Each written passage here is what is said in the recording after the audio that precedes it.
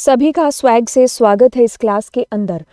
यहाँ पर जो टारगेट रखा जा रहा है टीजीटी, पीजीटी, पीआरटी और कह लीजिए वो सारे के सारे कॉम्पिटिटिव एग्जाम्स जिसमें कंप्यूटर आता है, बेसिक्स कंप्यूटर। ठीक है, तो आज की जो क्लास है वो हमारी बेसिक्स कंप्यूटर की स्टार्ट होने वाली है। और क्योंकि तो मैं इसमें 20 क्वेश्चन लेकर के आई हूँ, बहुत ही कम टाइम के अंदर ज़्यादा चीज़ें कर रहे होंगे। देखिए इनकी अगर डेप्थ की एक्सप्लेनेशन की बात करते हो तो वो ऑलरेडी इस प्लेलिस्ट के अंदर आपको जो है कंबाइंड लेक्चर मिल जाएगा, जिसमें मैंने क्लास 11th का जो बेसिक्स ऑफ कंप्यूटर है एनसीईआरटी का, वो मैंने उसमें एक्सप्लेन कर रखा है। जितना भी उसके अंदर है बेसिक्स ऑफ कंप्यूटर, तो आपको एक्सप्लेनेशन वहाँ से मिल जाएगी। यहाँ पर जो टारगेट होगा कंप्यूटर का एमसीक्यूज होगा, तो हम एग्ज़ाम से ठीक पहले तक मिनिमम 500, मैक्सिमम उससे ज़्यादा जा सकते हैं, हम इतने एमसीक्यूज को सॉल्व कर चुके होंगे। तो मेरे को नहीं लगता कि अगर हम 500 तक क्वेश्चन भी कर लेंगे और उसके बाद हमारे से कोई क्वेश्चन है जो ना बन पाए, ऐसा हो नहीं सकता। ठीक है, तो चलिए आज के 20 क्वेश्चंस को स्टार्ट करते हैं। मैं चाहती तो 500 क्वेश्चन, क्योंकि मेरी ऑलमोस्ट जो है ऑलरेडी अगर बात करेंगे ये है 165 स्लाइड्स हम लोग ऑलरेडी बना चुके हैं और बाकी प्रोसेस में है। तो अगर चाहते तो इसी के अंदर हम लोग जो है 500 क्वेश्चन डाल देते, बट उसका कोई एक फ़ायदा नहीं होगा, क्योंकि अगर छोटे छोटे लेक्चर रहेंगे तो मेरे को लगता है वो चीज़ें आपको ज़्यादा अच्छे से याद रहेंगी लंबे टाइम तक। ठीक है, तो आप इसको चलते फिरते कहीं पर भी चला सकते हो, तो ऐसी रहने वाली है ये सीरीज़। ठीक है, कम टाइम में ज़्यादा चीज़ें। तो चलिए आज पहली क्लास है इसलिए इतनी सारी चीज़ें बताई, तो #1 क्लास के साथ में जय माता दी बोल करके इस लेक्चर को हम लोग बिल्कुल शुरू कर रहे हैं। तो बात करते हैं, विच of the following is the smallest unit, smallest entity of memory. तो एंटिटी की बात हो रही है, तो आपके पास में हम सेल के बारे में बात कर रहे हैं। A personal computer's primary memory commonly known as main memory. तो मेन मेमोरी की जब बात होती है तो हम रैम की बात करते हैं, हम लोग रोम के बारे में बात कर रहे होते हैं। अब अगर हम एक स्ट्रक्चर की बात कर लें तो इसको आप अपने दिमाग में रखेंगे कि कंप्यूटर की मेमोरी जैसे कि हमारी मेमोरी होती है, हम मेमोरी के अंदर चीज़ें याद करके रखते हैं। एंड ऑफ कोर्स हमारी मेमोरी इतनी शार्प नहीं होती जितनी कंप्यूटर की होती है। अगर मैं आपसे पूछ लूँ कि हमारी 5th क्लास में जो हमारी मैथ्स का फर्स्ट चैप्टर था या सेकंड था वो कौन सा था, हम नहीं बता पाएंगे। लेकिन यहाँ कंप्यूटर में अगर मैंने तब कोई डेटा रखा होता तो ये बता देता। इसमें जो है मेमोरी टेम्परेरी भी है और परमानेंट भी है। टेम्परेरी वाले हिस्से में जाते हैं तो हम इस हिस्से में आ जाते हैं। इसके अंदर हमारे पास में जो हमारा डेटा टेम्परेरी स्टोर होता है वो रैम के अंदर होता है। खैर ये हमारी रोम है, ये हमारी रैम है, ये हमारी मेन मेमोरीज के अंदर हैं जो आती हैं। एक्सटर्नल यानी कि हमारी सेकेंडरी मेमोरी की बात हो रही है, हार्ड डिस्क वगैरह की बात होती है। तो इस डायग्राम को आप थोड़ा सा अच्छे से याद रखना। ये हमारा एस रैम है यानी कि स्टैटिक रैम है, जो कि रैम के आगे टाइप हो गया, डी रैम हो गया, डायनेमिक रैम हो गया। ठीक है, तो फिर ये आगे आपकी प्रोसेस है जो चलती है। बाकी मतलब टेंशन नहीं लेने का, ये जो हार्ड डिस्क ड्राइव या जितनी भी फुल फॉर्म है तो वो सारी की सारी आने वाली क्लासेस में आपकी हो जाएंगी। तो बातों को थोड़ा सा और आगे बढ़ाते हैं। तो बातें कहती हैं कि which computers memory contain the systems boot sector file. तो बूट सेक्टर यानी कि जब हमारा कंप्यूटर स्टार्ट हो रहा होता है, जैसे आपने बटन को प्रेस किया कंप्यूटर को स्टार्ट करने के लिए, तो जो लोडिंग होगी, जो सबसे पहले जो काम हो रहा होगा आपके कंप्यूटर में बूटिंग वाला, वो सारा का सारा हमारी रोम के थ्रू है जो काम होता है। Which of the following statement regarding a computer's primary memory is false. Data loss occurs in the main memory when the power is turned off. Data loss occurs in the main memory when the power is turned off. ये बात बिल्कुल सही है, क्योंकि मैंने इसको दोबारा 2 बार देखा कि ये फॉल्स कह रहा है। तो यहाँ पर ऐसी चीज़ों में हमें गलती नहीं करनी है। कभी कभी होता है कि हमसे ट्रू पूछा जाता है, हम फॉल्स को कर देते हैं, फॉल्स पूछा जाता है, ट्रू को कर देते हैं। तो बात तो बिल्कुल सही है, लेकिन हमें यहाँ पर इसको 2-3 बार चेक ज़रूर कर लेना है। बाकी आगे चलते हैं। तो कहता है कि registers are slower than main memory. जी नहीं, ये बात बिल्कुल सही नहीं है। हमारे जो रजिस्टर्स होते हैं वो फास्ट होते हैं। हम लोग एक हरेरी की डायग्राम भी देख रहे होंगे आगे चल करके। सेमीकंडक्टर्स मेड अप दियर स्ट्रक्चर। तो अगर हम इसमें आंसर की बात करेंगे तो हमारा आंसर बी आ रहा होगा। तो देखिए एक प्रॉपर स्ट्रक्चर की यदि हम बात करते हैं तो देखिए हमारे रजिस्टर्स, देन हमारी कैश मेमोरी, देन हमारा रैम, देन हमारी हार्ड डिस्क और फिर जो है क्लाउड की बात कर रहे होते हैं। ठीक है, खैर इसको हम लोग अगर निकाल भी दें क्लाउड को, तो मेन हमने ये चीज़ें हैं जो देखी होंगी। बिल्कुल हार्ड डिस्क की बात बात हो गई, रैम की बात हो गई, कैश की बात हो गई, और हमारे पास हमारे रजिस्टर्स हो गए। ठीक है, तो रजिस्टर्स फास्ट होते हैं, फिर हमारी कैश मेमोरी होती है, उसके बाद जिसको हम कैशे भी बोल देते हैं, पर ये कैश हम इसको नॉर्मली बोल रहे होते हैं। रैम की बात हो रही होती है, और फिर हमारी हार्ड डिस्क होती है। तो देखिए सीपीयू के जो जितना पास होगा वो उतना फास्ट होगा और उतना महंगा होगा। ठीक है, एंड उसका साइज उतना ही छोटा होगा। जो सीपीयू से दूर होगा उसका साइज भी बड़ा होगा, उसका प्राइस भी कम होगा, और वो स्लो भी होगा। ठीक है, चलिए, what are the two properties of RAM. RAM की बात होती है, तो रैम के अंदर हम वॉलेटाइल के बारे में बात कर रहे होते हैं। तो वॉलेटाइल यानी कि हमारी टेम्पररी मेमोरी के बारे में बात करी जाती होती है। देखिए, अगर मान लीजिए इसका एक बेस्ट एग्जांपल हम लेते हैं कि अगर मैं मान लीजिए कुछ कंप्यूटर के ऊपर कर रही हूँ, मैं कुछ टाइप कर रही हूँ, सडनली अगर मेरा कंप्यूटर बंद हो जाता है, तो जो वो डेटा मैंने जो भी टाइप किया था वो सारा का सारा मेरा डिलीट हो जाएगा, वाइप आउट हो जाएगा, राइट, क्योंकि वो टेम्पररी बेसिस पर हमारी रैम के अंदर चल रहा था। तो आप ये ध्यान रखिए कि रैम के अंदर जो भी करंट में अभी जैसे ये पीपीटी ओपन हो रही है, और जैसे मैं ये जो भी पेन से जो भी चीज़ें लिख रही हूँ, ये सारी चीज़ें आपकी रैम के अंदर हो रही हैं। ठीक है, तो रैम के ऊपर हमारा जो भी करंट का काम होता है वो सारा का सारा प्रोसेस कर रहा होता है। तो ये वॉलेटाइल और टेम्पररी बेसिस पर डेटा को स्टोर करके रखती है। Which of the following is at the bottom of the hierarchy of computer memory. तो सबसे अगर डाउन की बात करेंगे तो हम सेकेंडरी मेमोरी की तरफ जा रहे होंगे। जैसा कि अभी अभी हमने देखा था, तो हमारे पास में देखिए हार्ड डिस्क है, तो हार्ड डिस्क यानी कि हमारी सेकेंडरी मेमोरी की बात हो रही है। कहता है कि which of the following has the fastest speed in the computer memory hierarchy. तो अभी अभी हमने रजिस्टर्स की बात की है, जी हाँ बिल्कुल। अगर उसके बाद की बात करते तो कैश की बात करते, फिर हम रैम की तरफ आ रहे होते। तो कहता है कि where is the buffer between CPU and main memory. ये आपका CPU है, ये हमारी मेन मेमोरी है, तो हम यहाँ पर किसकी बात कर रहे हैं, कैश की बात कर रहे हैं। ठीक है, ओके, इसकी स्पेलिंग थोड़ा सा देख लेना, CACHE है। बातों को आगे लेकर के जाएंगे। कहता है कि a half byte is known as, half byte की बात हो रही है।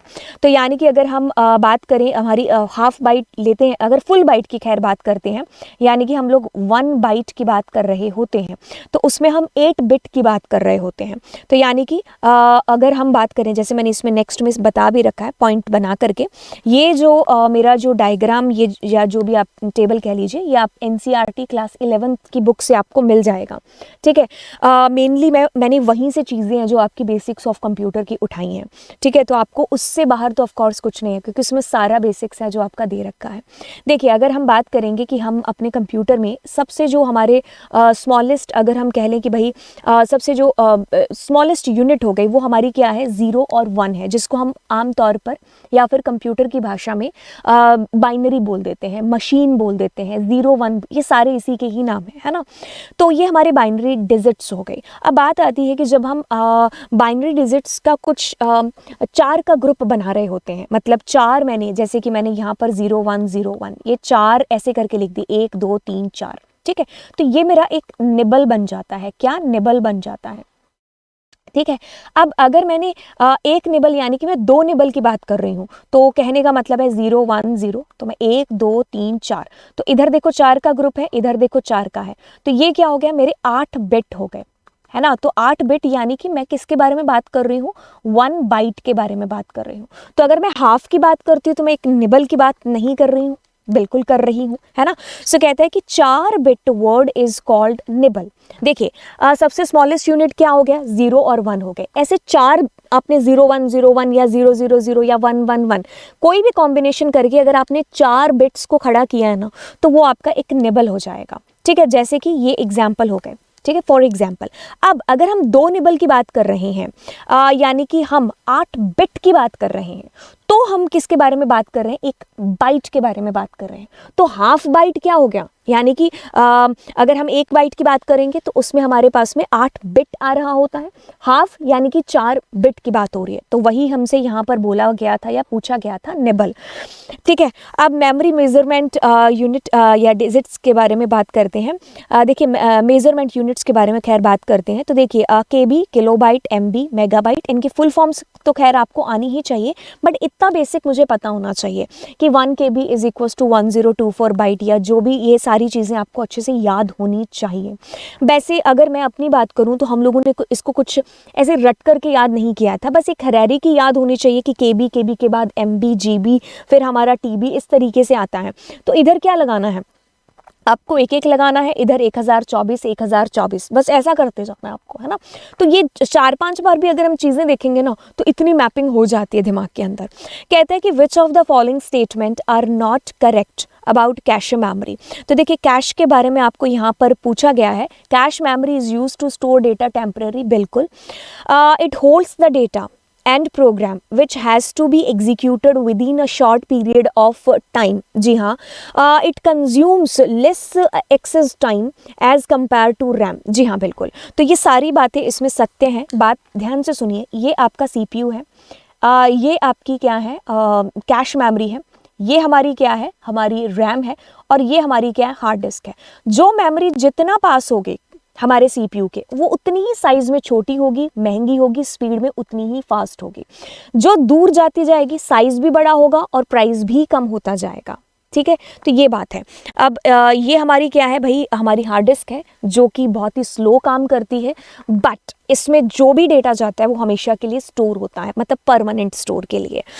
विच process is use to map logical address of variable length on to physical memory. देखिए हम लोग इस हिस्से के बारे में बात करते हैं तो हम सेगमेंटेशन बोल रहे होते हैं। खैर इसको पढ़ने के लिए हमें जो है पूरा मेमोरी वाला जो चैप्टर है उसको हमें आंखों से करना पड़ेगा। इसमें आपके जो होते हैं, एक तो आपका लॉजिकल एड्रेस होता है, एक फिजिकल एड्रेस होता है। तो हम इसी कुछ प्रोसेस को यहाँ पर सेगमेंटेशन है जो बोल रहे होते हैं। Segmentation is the process in which memory is divided into groups of a variable length called the segments. बात करेंगे 12 नंबर क्वेश्चन के बारे में। Which computer memory chip allow simultaneous both read and write. दोनों, इसका यहाँ पर साइमल्टेनियस का मतलब है कि दोनों चीज़ें एक साथ, रीड और राइट। तो जब हम बात करेंगे, हम रीड भी कर रहे हैं, राइट भी कर रहे हैं। ऐसा हम लोग कहाँ कर रहे हैं, रैम के अंदर चीज़ें कर रहे हैं। ठीक है, खैर हमारी जो रोम है दैट इज़ हमारी read only, random access read only memory, इसके आगे पी लग गया तो यानी कि programmable.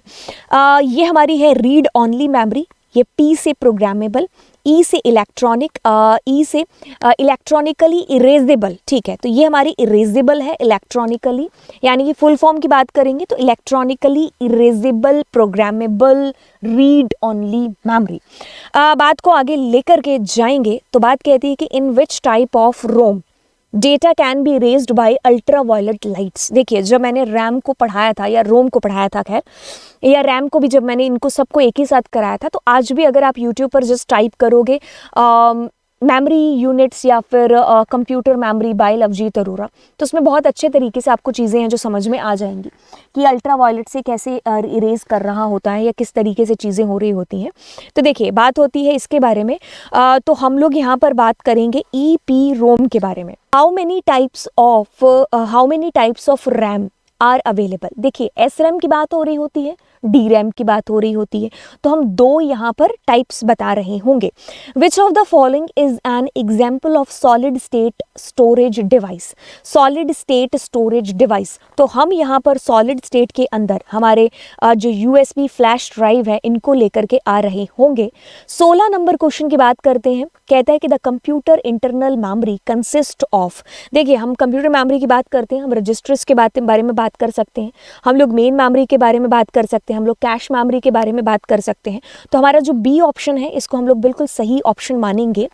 Main memory also called primary memory. ठीक है, main memory also called primary memory. So data alone, program alone, result alone, तो हम ऑल के साथ यहाँ पर चल रहे होंगे।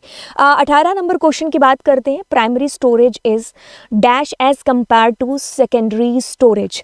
देखिए प्राइमरी मेमोरी की बात होती है तो ये फास्ट है और एक्सपेंसिव भी है। मैंने कहा ना जो जितना CPU के पास है वो उतना ही फास्ट है और वो उतना ही एक्सपेंसिव है। The process of dividing the data into tracks and sectors is called, इसको हम फॉर्मेटिंग के नाम से जानते हैं। बात करते हैं इसकी, कहते हैं कि the process of dividing the disk into tracks and sectors is called formatting. तो देखिए बात होती है अगर डिस्क की, तो डिस्क के अंदर अगर हम डिवाइड करें तो ये क्या हो जाता है, कुछ ट्रैक हो जाता है, ठीक है, और इस ट्रैक का भी एक हिस्सा क्या हो जाता है, सेक्टर हो जाता है। बाकी इतना आपको डीप में जाने की जरूरत नहीं है, आपको जस्ट ट्रैक एंड सेक्टर ही यहाँ पर पता होना चाहिए। तो इसी को हम एक नाम दे देते हैं, वो है हमारा क्या है, formatting. Which of the following memory uses flip flop component. तो यहाँ पर जो हमारा आंसर आ रहा होगा वो होगा एस, रैम की बात हो रही है। ये 21 नंबर क्वेश्चन है, लेकिन यहाँ से हम लोग अगली क्लास के अंदर कंटिन्यू कर रहे होंगे चीज़ें। एंड इसके अंदर मैंने 20 क्वेश्चंस के सेट रखे हैं। तो मैंने आपको जैसे बताया कि हम लोग नियर 500 क्वेश्चंस हैं जो कर लेंगे, और इसकी खास बात ये होगी इन लेक्चर्स की कि हम कम टाइम में ज़्यादा चीज़ें कर रहे होंगे। और अगर आपको थ्योरी इनकी जाननी है तो उसके लिए ऑफकोर्स आपको जो प्लेलिस्ट है उसको वॉच आउट करना पड़ेगा, जिसमें मैंने थ्योरी में डिटेल में ये सारी चीज़ें बता रखी हैं, ठीक है। एंड और ख़ास बात ये भी होगी कि आप जो है इसको यूट्यूब पर चला करके और जो है सुन सकते हैं, और सुनते सुनते भी आपको आंसर्स हैं जो याद रह सकते हैं, ठीक है। तो किसी भी कॉम्पिटिटिव एग्जाम्स के लिए ये यहीं से हैं जो चीज़ें स्टार्ट होती हैं। तो चलिए फिर मिलते हैं आपको अगली क्लास में, and thank you so much, bye bye.